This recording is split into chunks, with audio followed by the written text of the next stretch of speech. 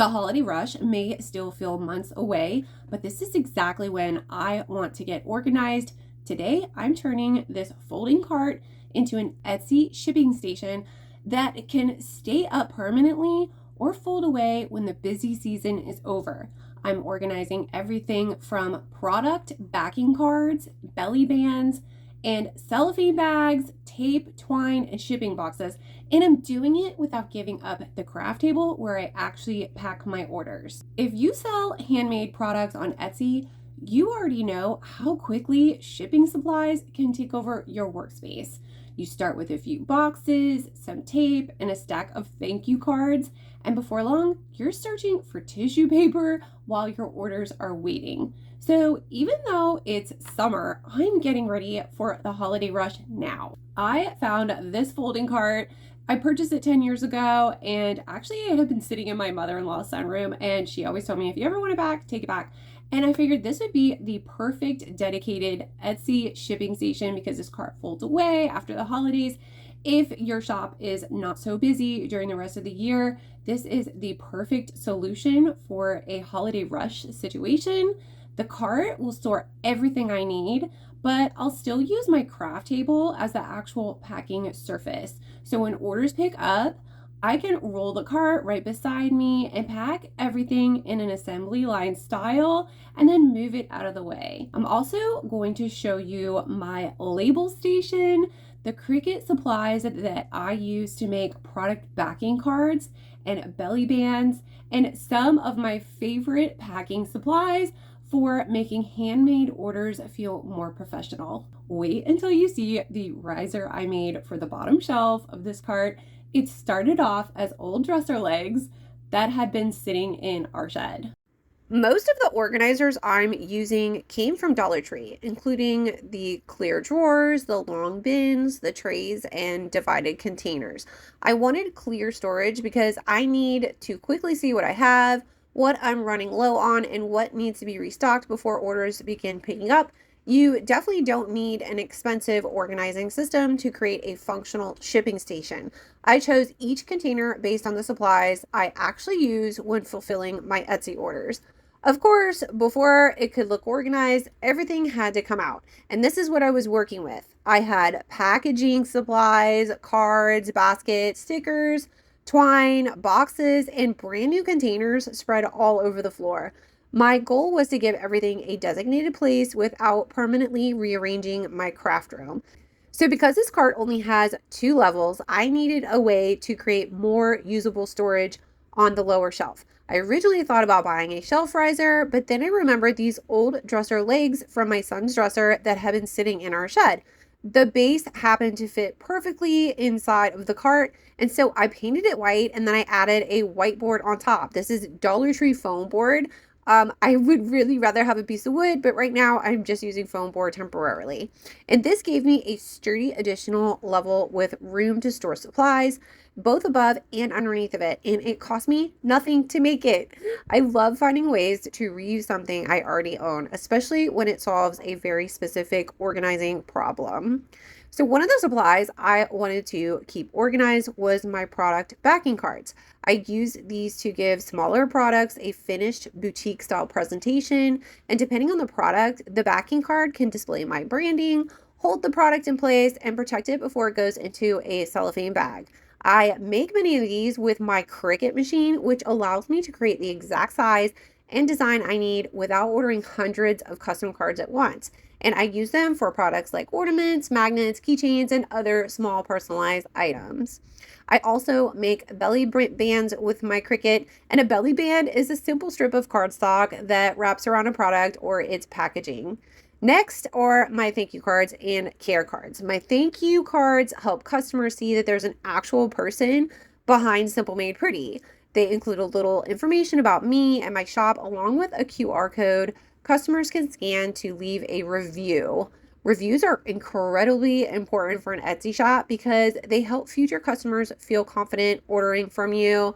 And just so you know, I offer this card as a free printable when you join Cricut to Cash. So you can download that thank you card and add your own QR code and your profile picture and edit it as you need. My care cards are different. They explain how to handle, display, or care for the product after it arrives. These are especially important for handmade products because customers may not automatically know which items are intended for indoor use, how to clean them, or how to protect them. And keeping my thank you cards and care cards separated means I can quickly grab the correct inserts without searching through stacks of paper while unpacking an order. So let's start getting organized by unfolding the cart and locking it into place. And since the bottom shelf can hold the most weight, I added the largest and bulkiest shipping supplies first. This is where I'm storing my shipping boxes, larger bags, bubble wrap, and cushion lock. These supplies take up the most room, but I still wanted everything visible and easy to pull out without disturbing the rest of the cart.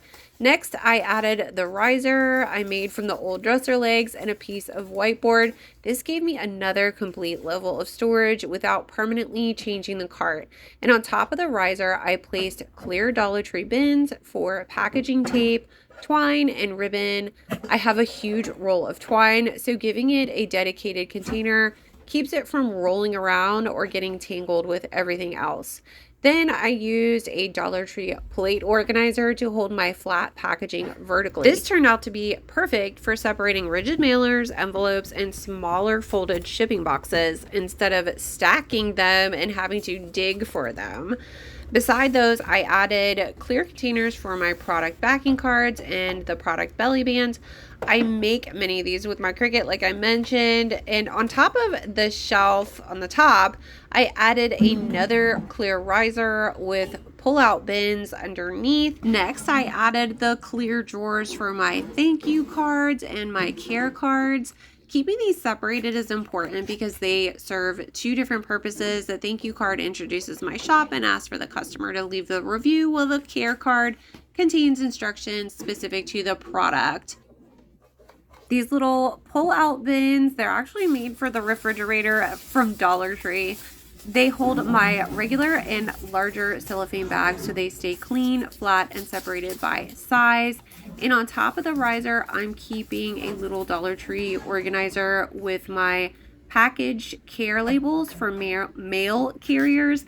These include reminders such as fragile, please handle with care, and other labels that I may need depending on what I'm shipping.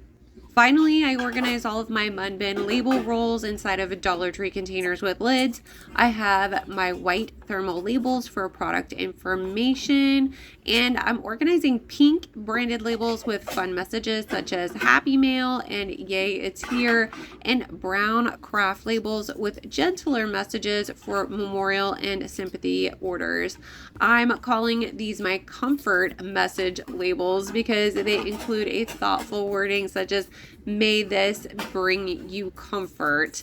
Keeping these labels organized, it makes it easier to choose the right message for the order. And now every supply has a designated place including the tissue paper, which I put on the side handle. And since this cart is also magnetic, I can always use magnetic hooks and bins on the side if I need more space. My label printer, it doesn't require ink, so I can use it to print shipping labels, product labels, organizing labels, and custom packaging stickers whenever I need them. Now let's package an Etsy order together. I rolled my new shipping cart beside my craft table and everything is right within reach, so I added my product backing card, secured everything with tissue paper and my cute little labels in a cellophane bag, and I included my care card instructions, a thank you card, and I wrapped the product carefully and put it inside of a rigid mailer. And then after printing the shipping label, this order is officially ready to go. If you have a Cricut sitting in your craft room or in a box somewhere and you've been wondering how to turn your projects into actual products, this is exactly what I teach inside Cricut to Cash. I walk you through choosing something people will buy, creating the product, pricing it, and getting it ready to sell. And if you're just starting on Etsy, I also have an Etsy quick start kit that will help you walk through the setup without feeling like you need to figure everything out at once. And if deciding what to sell is the part that's keeping you stuck, I put together more than 100 Cricut ideas that can be made and sold on Etsy, and I'll leave all 3 resources below this video so you can choose the one that matches where you are right now. If you sell on Etsy or are planning to open a shop before the holidays, don't wait until orders start coming in to think about the fulfillment process. Even a small cart, a few containers, and some clearly labeled supplies can make the entire process feel more manageable. I love that this station can stay up permanently, but it can also be folded away after the busy season. And repurposing those old dresser legs for the riser gave me the extra storage I needed without buying another piece of furniture or building something. I'll link my favorite shipping supplies and my label setup and the organizing products I use below. Let me know in the comments if you already have a dedicated shipping station or are your supplies currently spread throughout your craft room. Thanks so much for watching, and I'll see you in the next one.